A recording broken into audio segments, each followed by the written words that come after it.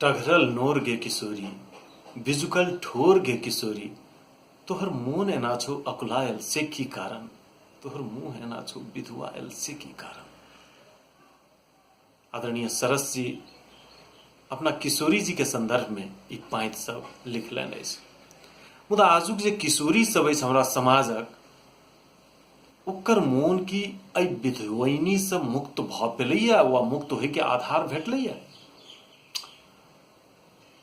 Nancy घटना, ओह बेटी बचाओ बेटी पढ़ाओ, सारा नारा बेकार भऽ जाइत अछि जखन बेटी जकरा जिया के राखब बहुत कठिन काज छै भऽ गेल, ओकरा मनुष्य बनायब, ओकरा किछु जोगरक बनायब, ई तऽ बादक बात भेल।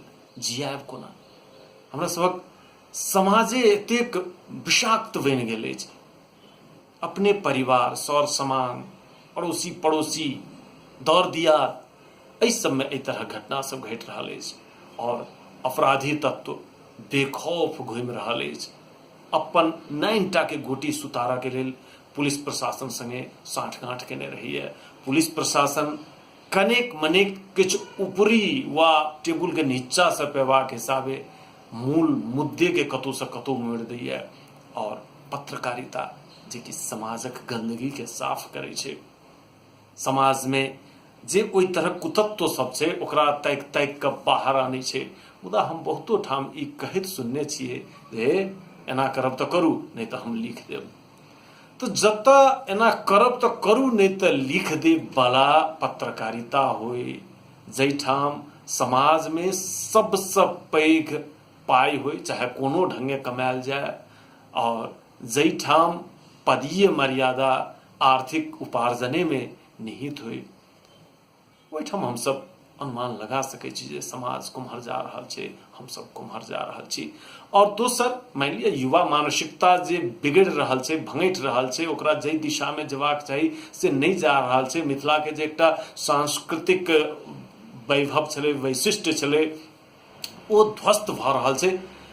एकरा पाछा एहि चीज के, एहिठामक वैशिष्ट्य सबके हम सब कतेक अंगीकार कऽ रहल छी। अनेक समारोह सब होइया, गामे गामे तऽ आइकाल्हि विद्यापतीय समारोह सब होइया। प्रत्येक पर्व उत्सव में, धार्मिक अनुष्ठान सब में सांस्कृतिक अनुष्ठान होइया। मुदा होइया कि बाई नचाओल जाइया, भोजपुरी गीत चलैया, ओकर भीतर में अर्थ की रहे छै ओ अहाँ के कुम्हर निर्देशित करैत रहे छै। बाल मनोविज्ञान कुम्हर कुम्हर बौआइत रहे छै, ढानाइत रहे छै। अहू सब दिस बेरे पर लगाम लगायब हमरे सभक दायित्व छी।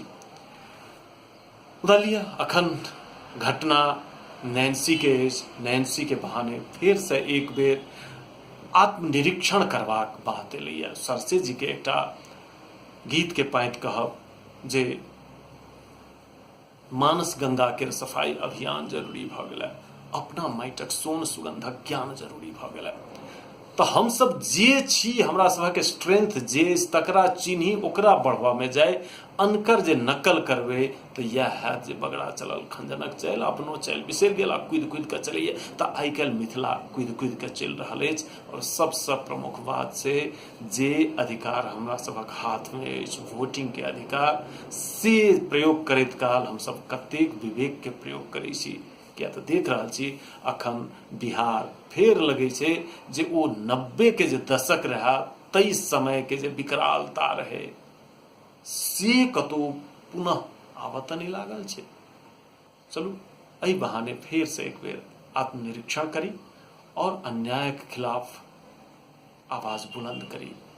सत्य जे छै से देखार होय, गलत के निहार सबके ओहि अनुरूप के सजाय भेटे।